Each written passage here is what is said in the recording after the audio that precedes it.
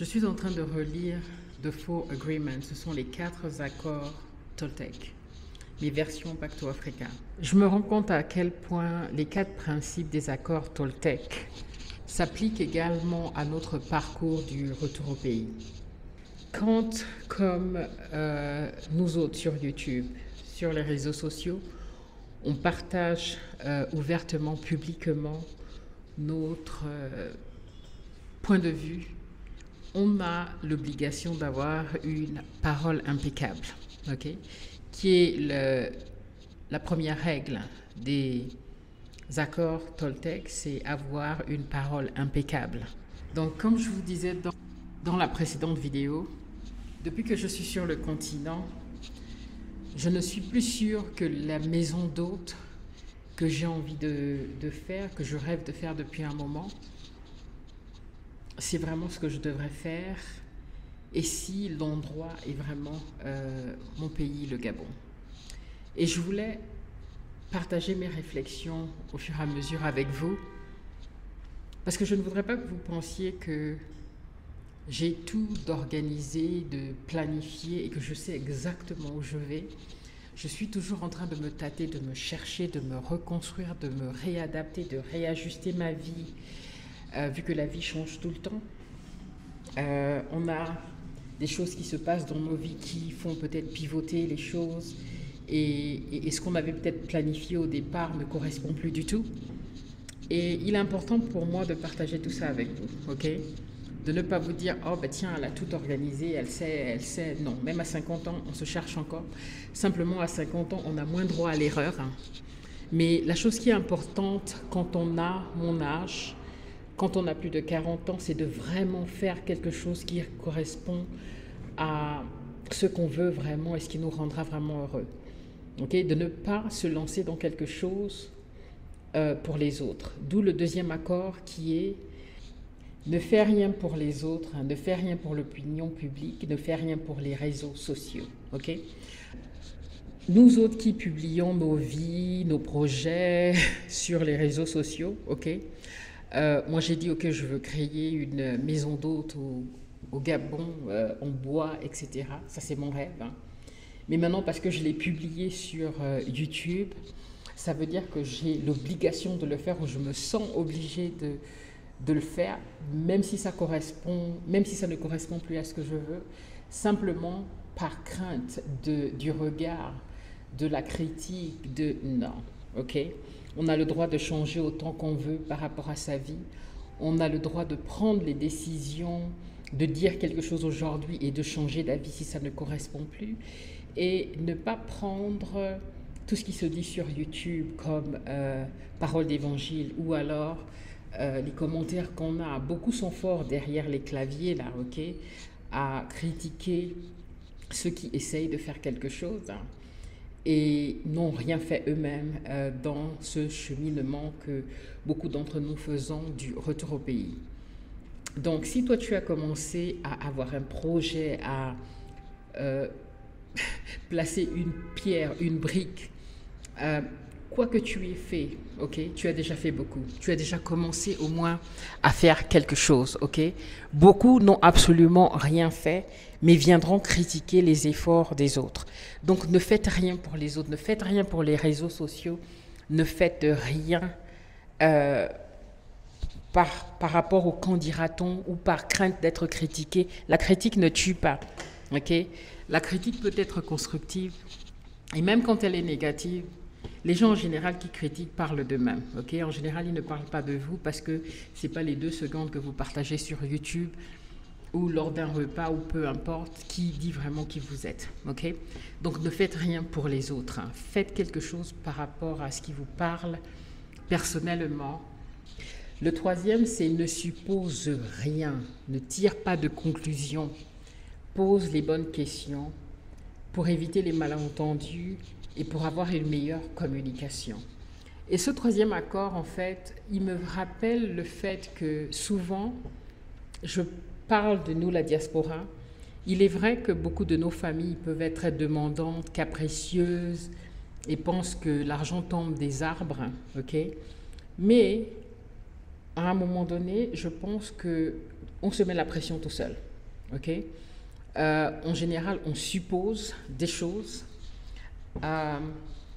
et on ne changera pas la mentalité voilà, de ceux qui sont au pays, ceux en tout cas qui pensent que parce que tu viens de Mbang, tu as forcément plus d'argent.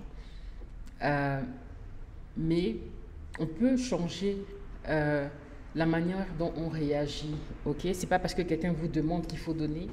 Non, ok? Vous dites non si vous pouvez pas, d'accord? Donnez le trop plein, ok? Ne donnez pas alors que votre verre est à moitié plein, ok? Alors que vous-même vous essayez de vous lancer dans quelque chose, vous n'allez pas puiser là-dedans pour donner aux autres. Ceux qui comprendront, comprendront. Ceux qui ne comprendront pas, tant pis, ok? Et vous verrez qu'une fois vous avez dit un non, deux, trois non, plus personne ne viendra autour de vous, ok? Ceux qui resteront, malgré le fait que vous ne donnez rien, ce sont qui vraiment ont envie de passer du temps avec vous pour vous et non pas pour ce que vous pouvez leur apporter. Mais je pense que très souvent, on suppose. Okay? On suppose ce que la famille veut, on suppose ce que notre entourage veut, on se rend nous-mêmes malades en arrivant en se disant voilà, on aura telle charge sur la tête, on aura ça, ça, ça. Moi, je me suis rendu compte que au Gabon, par exemple, ma famille, elle est très indépendante. Mes frères et sœurs sont toutes des personnes qui ont réussi dans leur vie d'une façon ou d'une autre, qui vivent leur vie, qui n'attendent pas après moi ou après qui que ce soit pour leur donner quoi que ce soit. Ok, donc voilà, des fois c'est nous qui venons aussi avec notre propre imagination, surtout que notre the mind, yeah, ça raconte beaucoup d'histoires. Ne fais pas de suppositions, ok? Ne te dis pas en arrivant au pays que voilà, tout le monde veut ça, les tontons, machin, etc. Ne te fais pas de film, d'accord? Attends quand des personnes viennent vers toi, mais ne te rends pas malade avant d'arriver et tu dis non. Si t'as pas, tu dis non, tout simplement, ok? Alors, vaut mieux communiquer clairement, d'accord? Ne pas supposer que la famille veut telle ou telle chose. Attendez qu'on vienne vers vous. Maintenant, le dernier accord, fais toujours de ton mieux. Et je pense que cet accord est d'autant plus important pour nous autres qui faisons le Back to Africa, d'accord? Pour ne pas se dire qu'on doit forcément faire comme tout le monde, ok?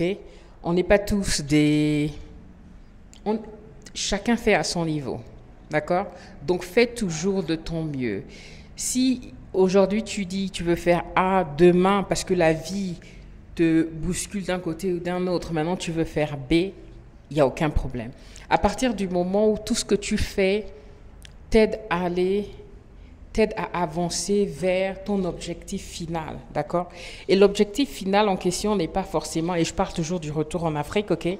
N'est pas forcément comme moi d'aller créer une maison d'hôte, hein, n'est pas forcément... créer une entreprise, d'accord?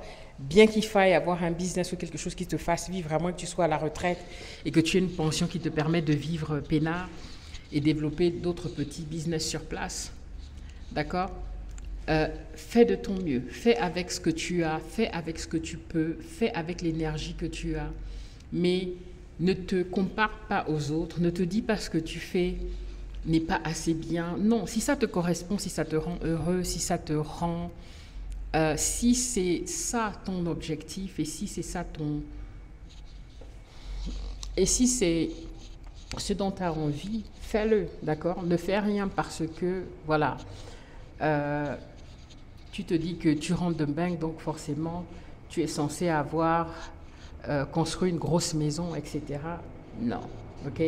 Fais seulement, écoute ton cœur. Le reste n'est pas important. Et n'oublie pas que chaque retour au pays, Back to Africa, est unique. Et unique à toi et toi seul. Ne peut ressembler au Back to Africa, retour au pays de qui que ce soit d'autre. On est tous uniques, on a tous une famille unique, on a tous un background, une histoire complètement différente. D'accord? On a tous des envies différentes. Donc, notre Back to Africa ne ressemblera à personne. Donc, n'essaie pas d'aller te comparer avec quelqu'un et de dire, lui, il a fait comme ça et pourquoi pas moi? Parce que tu n'es pas lui, tout simplement. OK? Voilà, je voulais partager cette petite vidéo. Et si vous n'avez pas encore lu les accords Toltec, après, vous l'appliquez comme vous voulez dans vos vies. Hein. Mais je trouvais que pour le Back to Africa, c'était intéressant. Surtout que depuis que je suis en voyage, je ne sais pas, beaucoup de réflexions. Ça me permet de me poser beaucoup de questions sur ce que je veux vraiment de ma vie, ok? Je pense que quand on passe un certain cap, se poser les bonnes questions et faire les bons choix qui vont nous rendre heureux, pas faire des choix par obligation ou autre, hein, est extrêmement important aujourd'hui pour moi. Donc oui, mes racines, ma force, je ne sais pas comment il est le t-shirt là. Mes racines, ma force, oui, mais mes racines restent mes racines. Elles sont en moi, ok? Elles sont en moi, au plus profond de moi. Mes racines ne me quitteront jamais, d'accord? Et elles font ma force parce qu'elles font la personne que je suis, d'accord? Je me sens connectée à l'Afrique, même à l'autre bout du monde, dans mes voyages. L'important, c'est d'avancer à ton rythme, avec sincérité, envers toi-même et personne d'autre, et avec toute la détermination que tu as pour atteindre ton objectif de vie par rapport à ton Back to Africa.